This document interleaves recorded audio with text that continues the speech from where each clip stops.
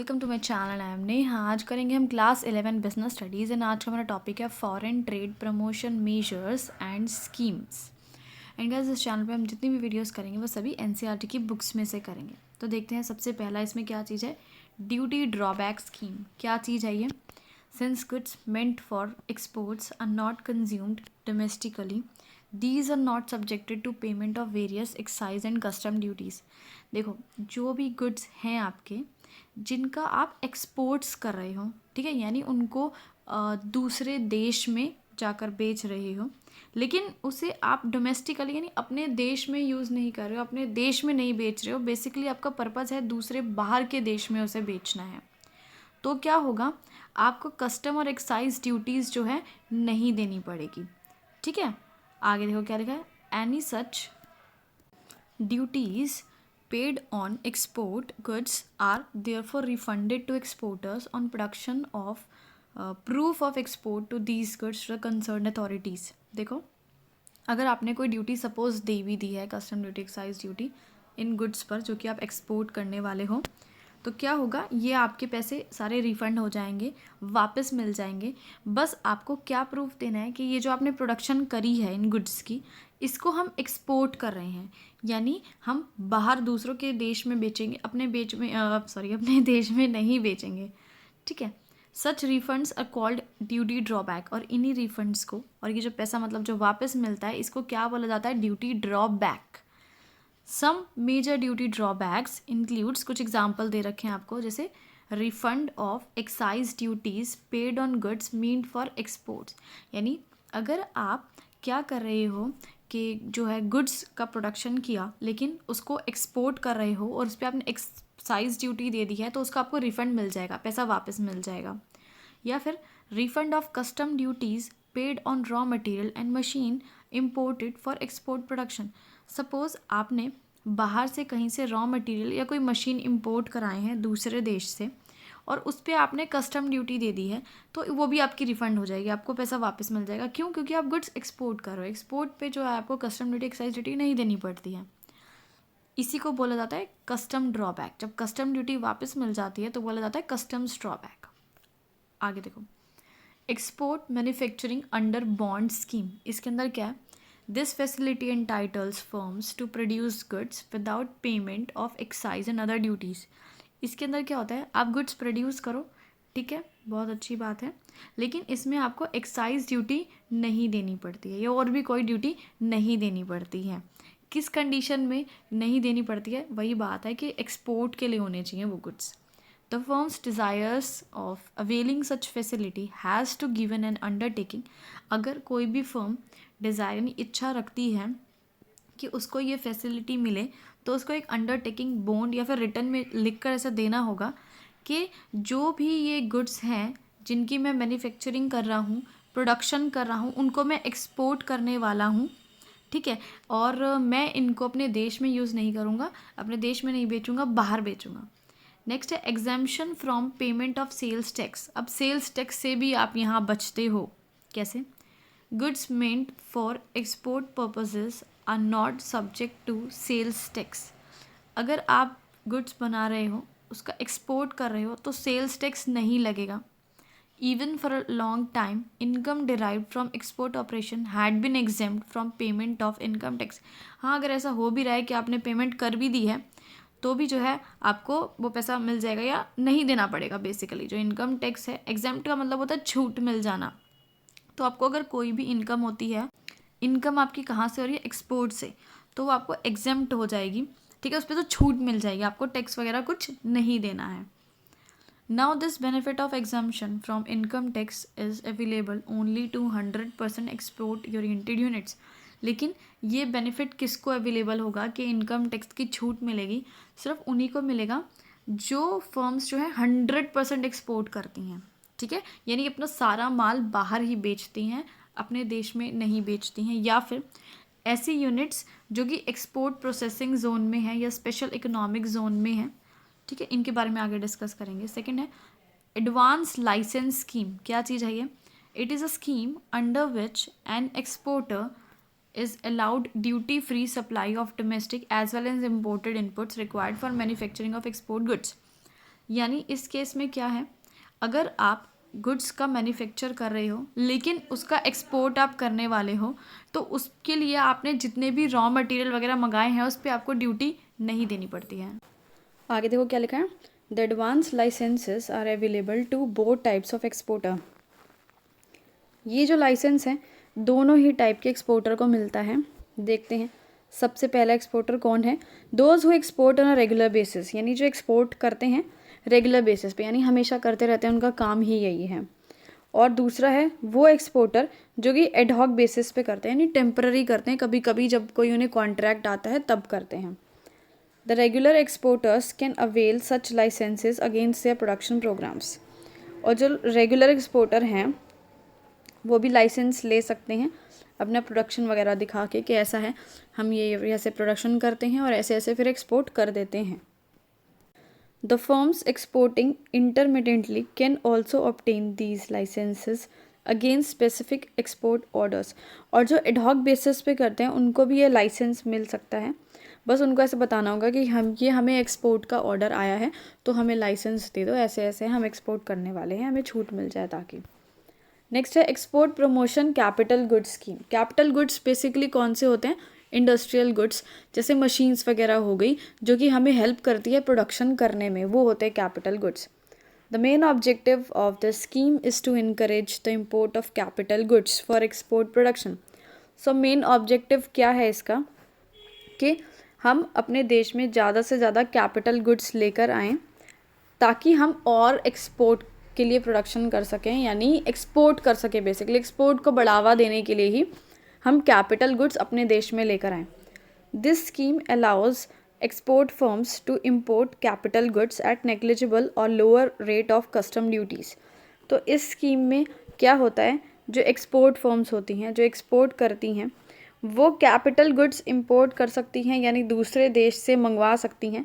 उसके लिए उनको न से बराबर बिल्कुल ना मात्र जो है कस्टम ड्यूटी देनी पड़ेगी, लेकिन उसके लिए कुछ कंडीशंस है जो आपको फुलफ़िल करनी पड़ेगी। अगर वो कंडीशंस आप फुलफ़िल करते हो जो भी मेंशन है उसमें, ठीक है, मैन्युफैक्चरर यानी कंडीशन सारी फुलफ़िल कर देता है, then they can import the capital goods either at zero or concessional rate of import duty. तो आप कैपिटल गुड्स मंगवा सकते हो बाहर किसी भी देश से, और इसके लिए आपको ज़ीरो या फिर ज़ीरो मतलब बिल्कुल भी नहीं, या फिर कंसेशनल रेट यानी काफ़ी छूट मिल जाएगी जब आप इम्पोर्ट ड्यूटी देंगे। तो आगे देखो, supporting manufacturers and service providers are also eligible to import capital goods under this scheme.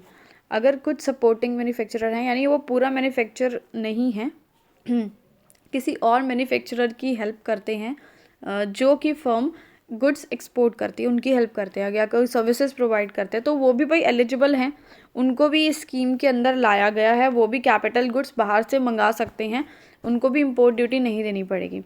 This scheme is specially beneficial to industrial units interested in modernisation and upgradation of the existing plant and machinery.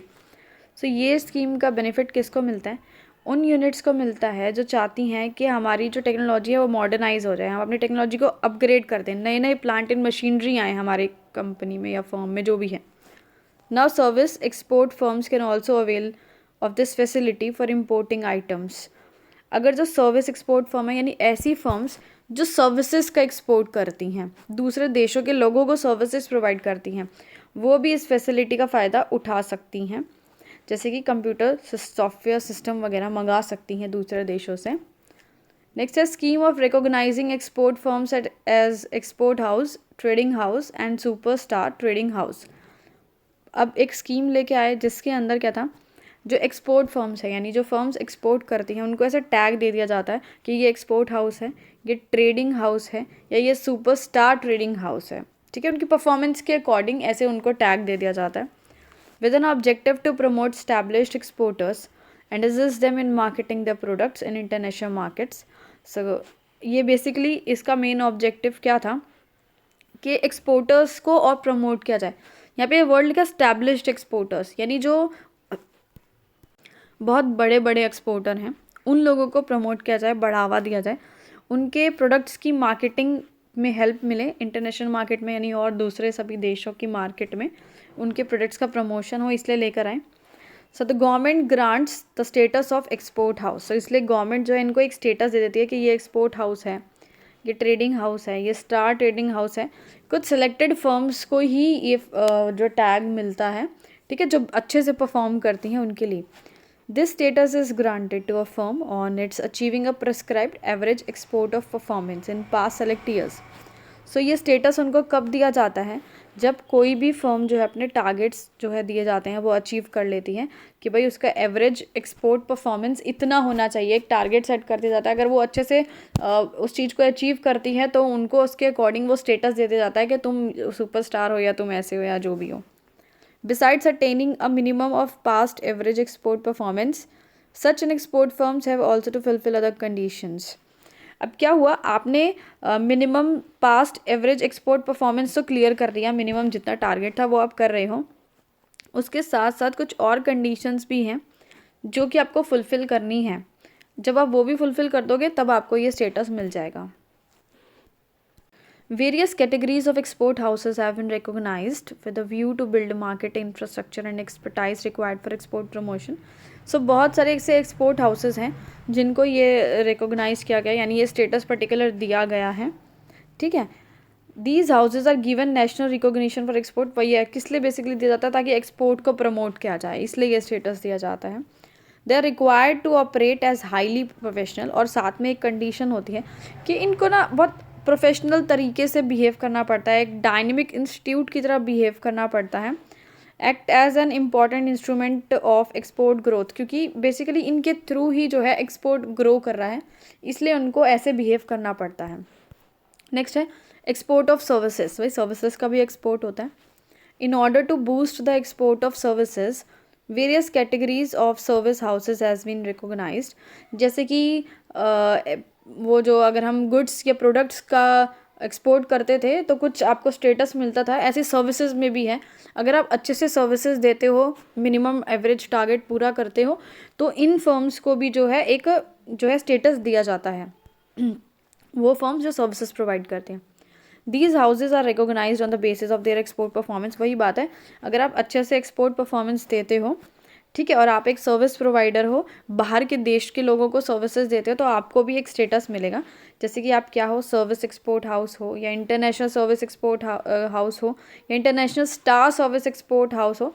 लेकिन ये किस चीज़ पे based होगा, आपकी export की performance पे, किस तरह से आप परफॉर्म कर रहे हो, कैसे कैसे आप एक्सपोर्ट कर रहे हो, कितना एक्सपोर्ट कर रहे हो, उसके बिहाफ पे आपको एक स्टेटस दे दिया जाएगा।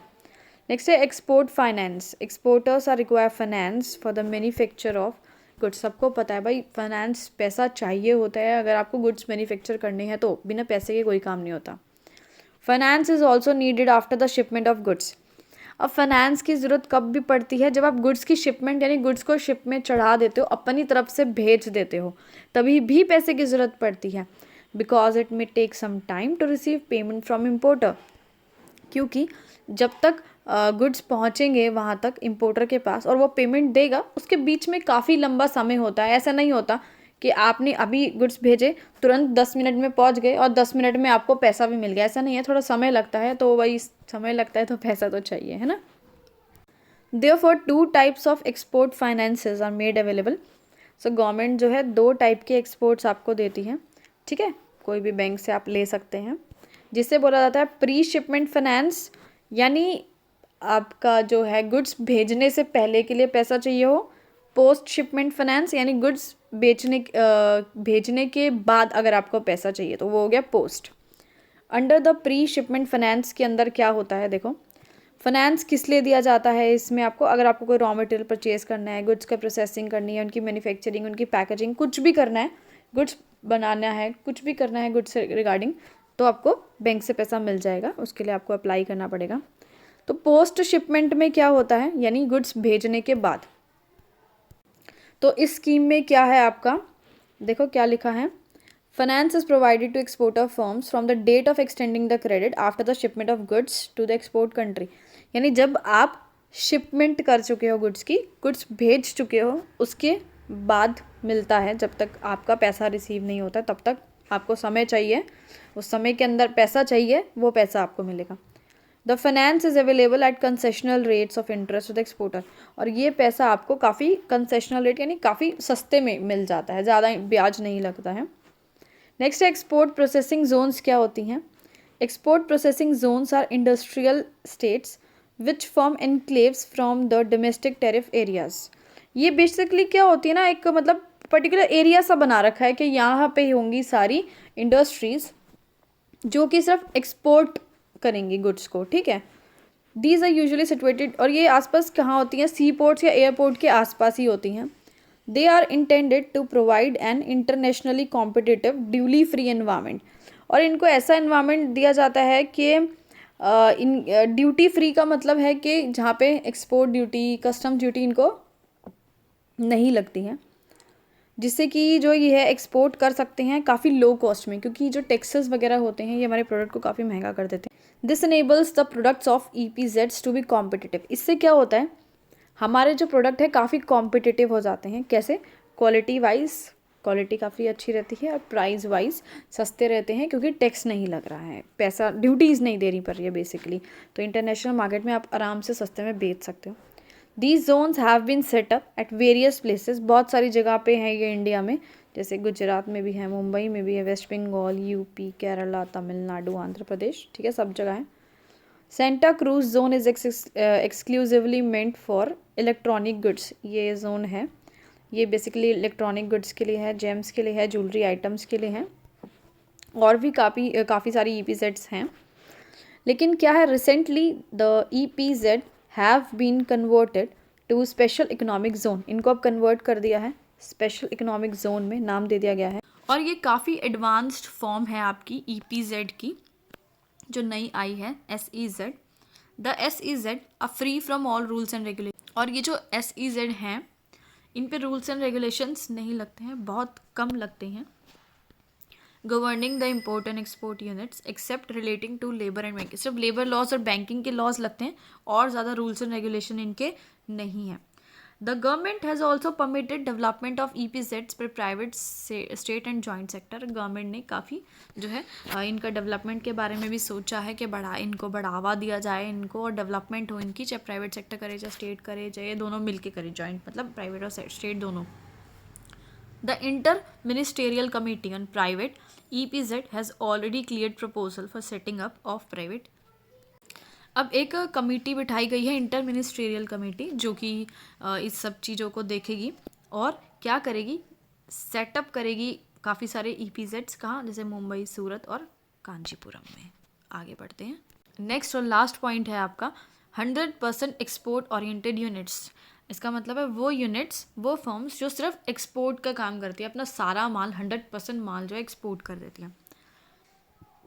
ये कब आई थी आपकी? 1981 में आई थी ये स्कीम, ठीक है, EPZ के साथ ही। It adopts the same production regime but offers a wide option in location. इसमें क्या होता है, आपको लोकेशन के रिगार्डिंग काफ़ी अच्छा जो है फैसिलिटी मिल जाता है, जैसे कि ऐसी जगह जहाँ पे रॉ मटेरियल वगैरह अवेलेबल हो, पोर्ट्स हो, हिंटरलैंड फैसिलिटीज़ हो, मतलब जहाँ पे सारी फैसिलिटीज़, हर एक चीज़ अवेलेबल हो, आपको टेक्नोलॉजिकल स्किल्स मिल जाए, अच्छा इंडस्ट्रियल बेस मिल जाए। यानी इंडस्ट्रियल बेस का मतलब आसपास जहाँ सब जगह इंडस्ट्रीज़ हो, और बहुत बड़ा एरिया मिल जाए, लैंड मिल जाए, जहाँ पे आप अपने प्रोजेक्ट को और एक्सपेंड कर सको। EOUs have been established with a view to regenerating additional production capacity। सो ये किस लिए बनाई गई हैं, किस लिए इस्टेब्लिश की गई हैं? ताकि हम और ज़्यादा प्रोडक्शन बढ़ा सकें। किसके लिए बढ़ाना है? एक्सपोर्ट्स के लिए बढ़ाना है, ठीक है। चलो इसके बाद की वीडियो ख़त्म, बाकी तो सब आप पढ़ ही लोगे।